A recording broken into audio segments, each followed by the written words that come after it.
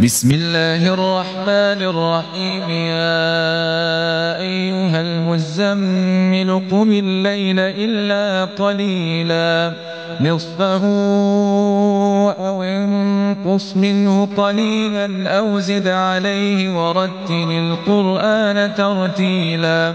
إنا سنلقي عليك قولا ثقيلا. إن ناشئة الليل أقوم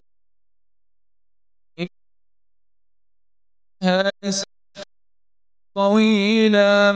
واذكر اسم ربك وتبتل إليه تبتيلا. رب المشرق والمغرب لا إله إلا هو فاتخذه وكيلا.